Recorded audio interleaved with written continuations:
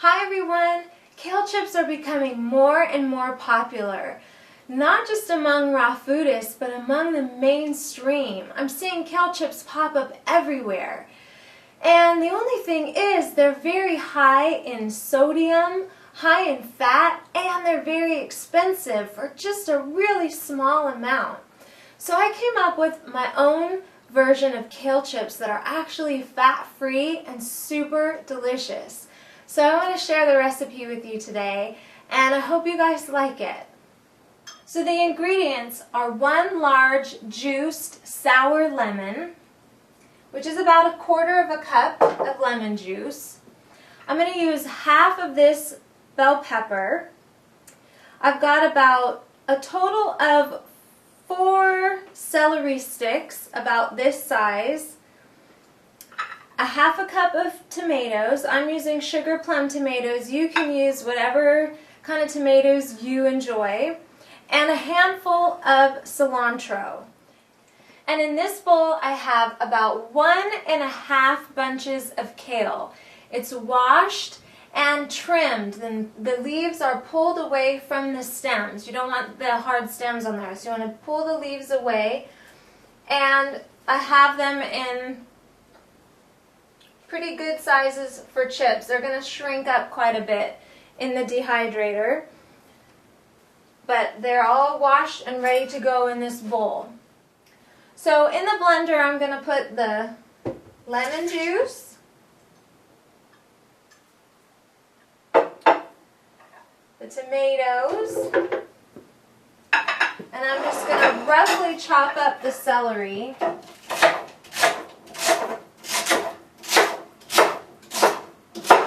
Into large chunks.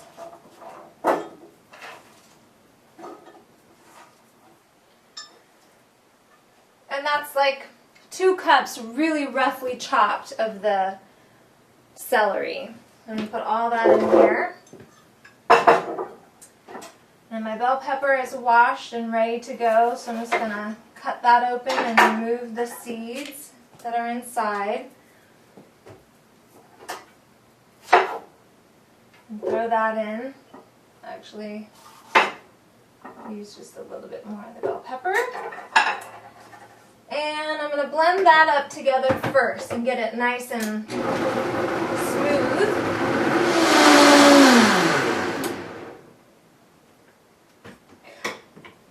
And now I'm just going to add the cilantro. I'm going to break it up so it gets blended up well, but not too well. I want it to be a little chunky.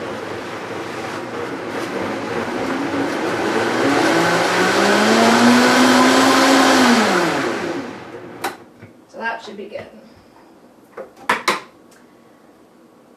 A little piece that didn't make it in there. Okay, so now I'm going to pour this over the kale. I'm just going to massage the kale and get this mixture blended into the kale.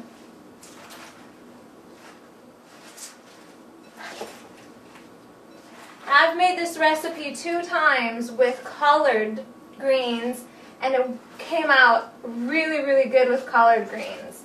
So this is the first time I'm trying it with kale, but I think it's going to be amazing. I've been really fortunate to get really beautiful bunches of collard greens at the farmer's market for free, and I wasn't really sure what I was going to do with the collard greens, but I decided to make chips with them, and they turned out so good. So I have to try it with kale, and since kale is so popular, I figured this would be a good recipe to show you guys.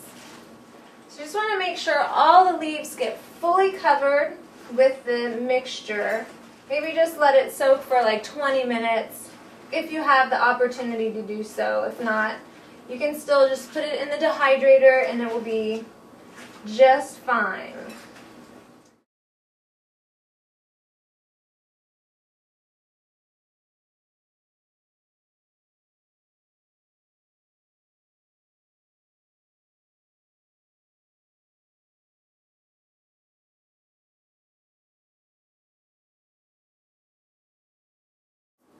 So I have a Nesco dehydrator, which I really like. I had an Excalibur in the very beginning when I first went raw, and that is the ultimate dehydrator. So if you have an Excalibur, that's awesome. If you have a different kind of dehydrator, any dehydrator will work.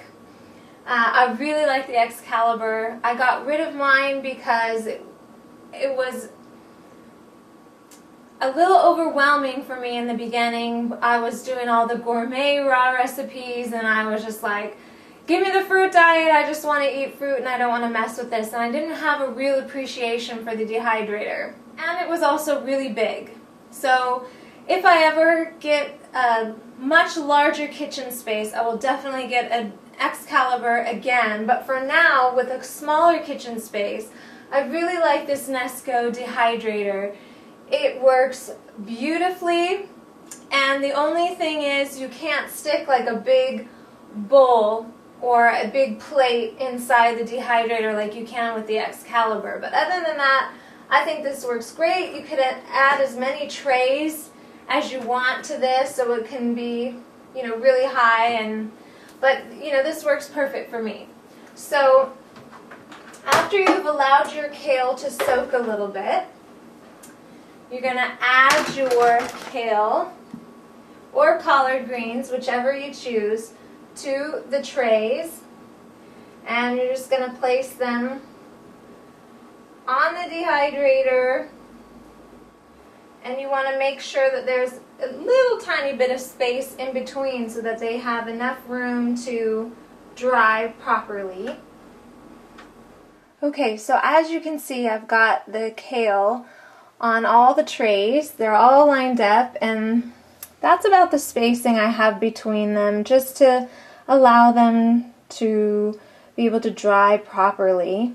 And that's what's left in the bowl.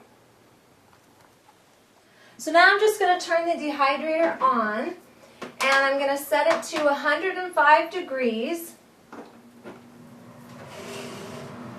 It's 3 o'clock right now in the afternoon, and I'm going to let this run overnight. And they'll probably be done somewhere around tomorrow morning. And I want them to be nice and crispy when they're done. So as soon as they're done, I'll take them out and show you what they look like and give them a try. I'm really excited to try the kale. You can use whatever kind of kale you want to use. You can use the dark kale, you can use the curly kale, or you can use the collard greens.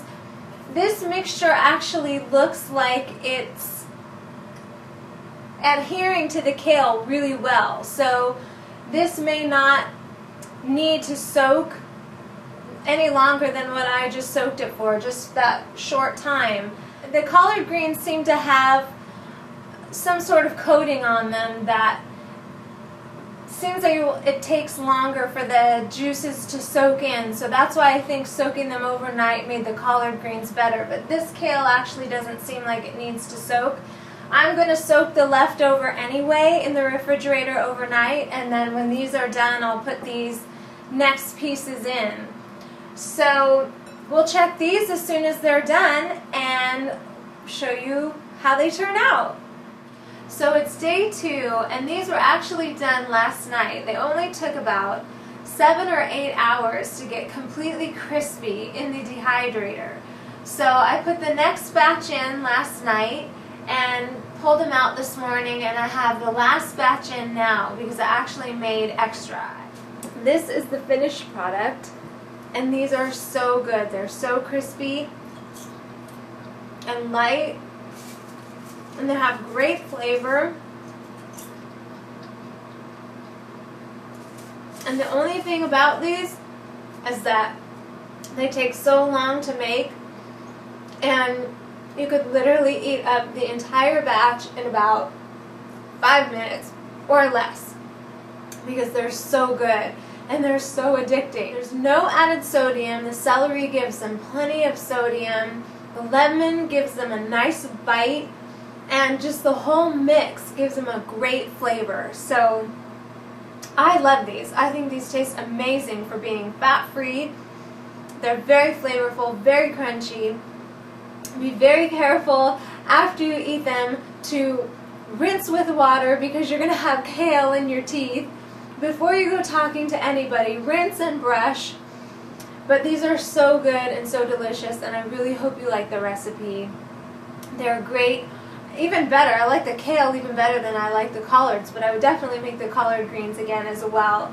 But these are really, really good, and I hope you guys get a chance to try it. Let me know what you think. So thanks for watching, and click the like button if you would like to see more recipe videos, and I will see you guys next time.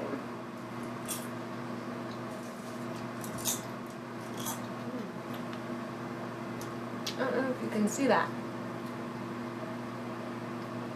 So much goodness on there.